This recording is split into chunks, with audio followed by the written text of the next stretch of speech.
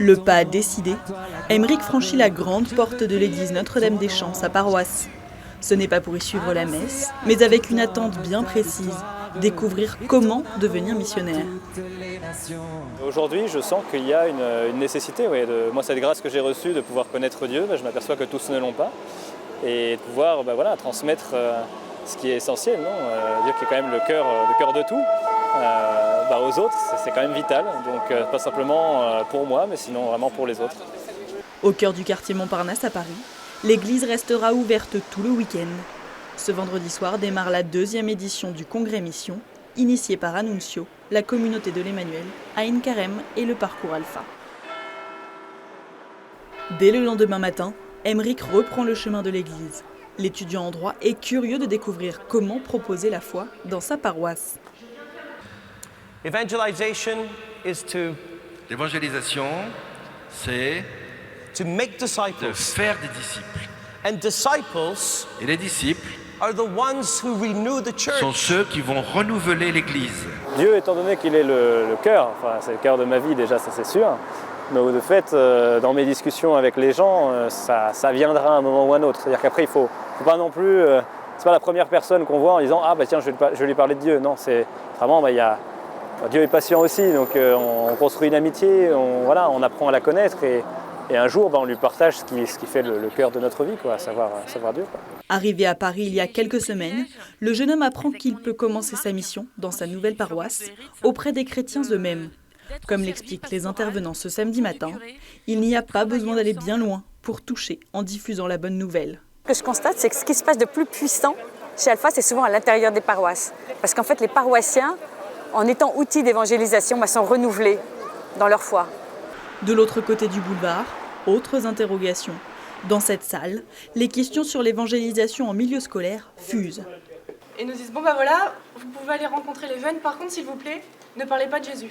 Pas évident de se revendiquer chrétien dans l'enseignement public, où la laïcité vient souvent freiner tout projet d'évangélisation. Même dans l'enseignement catholique, difficile de prononcer le nom de Jésus pour certains enseignants. N'oubliez pas que la France a traversé, j'utilise le passé, une période de sécularisation. Camille, elle-même professeure des écoles dans le privé, est venue de Dijon pour répondre aux interrogations des écoliers. Car si ses confrères se questionnent, ses élèves lui semblent en quête de sens. Moi, je constate en tout cas que les jeunes que je vois, comme ça a été dit ce matin là, ils n'ont pas d'a priori, ils sont ouverts, ils ont soif. Et du coup, de voir qu'ils se posent des questions sans préjugés en fait, sur notre foi, ça donne vraiment une envie de la partager. Mais je cherche des solutions concrètes en fait, à mettre en œuvre autour de moi en tant que maman, en tant que catéchiste, en tant que mère de famille. Avec les plus jeunes, l'évangélisation peut passer par différents canaux. Dans une société où leurs sens sont sollicités de toutes parts, certains éducateurs expliquent que cela passe aussi par le témoignage de vie. Les ados ont cette soif de radicalité, je dirais presque d'héroïsme, qu'on a tous en fait, mais sauf qu'elle est vive. Et sur laquelle surfent les quelques manipulateurs par internet ou tel extrémiste qui vient surfer là-dessus, sur cette soif de radicalité. Donc moi j'ai envie aussi de proposer une radicalité qui est celle de l'amour inconditionnel. Alors voilà, c'est pas une idéologie, c'est du vivre quotidien, c'est de la présence, c'est l'attention, c'est un regard dans les yeux, c'est tout ça. Auprès des jeunes, frère Benjamin utilise également le chant et la vidéo, des moyens de capter largement l'attention de ceux qu'il croise. Pour Camille et les autres participants au congrès, les échanges se poursuivent en dehors des ateliers. Le déjeuner fait partie des temps de partage, chacun apprend de l'autre, avant de reprendre les activités de groupe. Être ensemble pour avancer, un vecteur important pour le cheminement de Camille. On se décourage parce qu'on a envie de résoudre des trucs seuls. Et en fait, on se rend compte que... moi, je me suis rendu compte que de s'appuyer sur les autres, déjà, on est vachement plus fort. Mais surtout, en fait, ça entretient l'espérance parce qu'on trouve notre joie rien qu'à être ensemble, en fait. Donc, c'est génial, quoi. Je suis hyper contente de cette découverte. La jeune institutrice repart bien sûr avec quelques idées à mettre en œuvre. Moi, j'ai fait des mimes sur la parole. Du coup, ça m'est revenu comme une super expérience que les enfants ou les jeunes... on prenait le fils prodigue, par exemple, et il mimait le père qui se jette dans les bras du fils, tout ça. Ça, c'est des petits trucs qu'on peut refaire vraiment très facilement, surtout pour les garçons qui ont envie de bouger. Et ça bouge dans notre société d'hypercommunication, comme ici, chez les chrétiens appelés à être témoins partout où ils sont.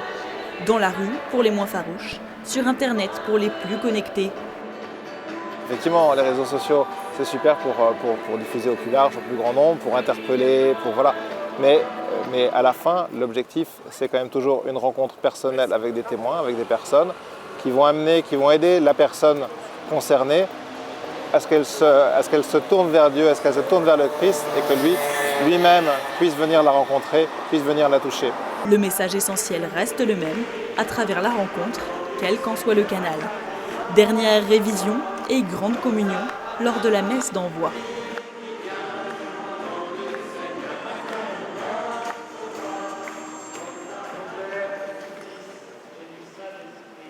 Amen. Pour Aymeric, c'est l'heure du bilan. Donc maintenant, il va falloir se former. C'est pas quelque chose qui est comme ça. Oui, on te reçoit un appel à être missionné. Déjà, faut l'accepter. C'est-à-dire, faut vraiment reconnaître que si, le Christ nous appelle à être en mission, donc à pouvoir parler de lui, à pouvoir témoigner de lui, que ce soit dans nos vies professionnelles aussi, enfin de la manière qu'on peut. C'est apprendre aussi, accepter d'être dérangé, sortir de sa petite zone de confort, parce que oui, c'est bien confortable d'être chrétien, d'être catho chez soi, mais maintenant, il faut apprendre à être chrétien et catho pour les autres, voilà, non plus pour soi. Juste le temps pour le jeune étudiant de digérer tout ce qu'il vient d'apprendre, avant de reprendre le chantier de sa mission, sans attendre.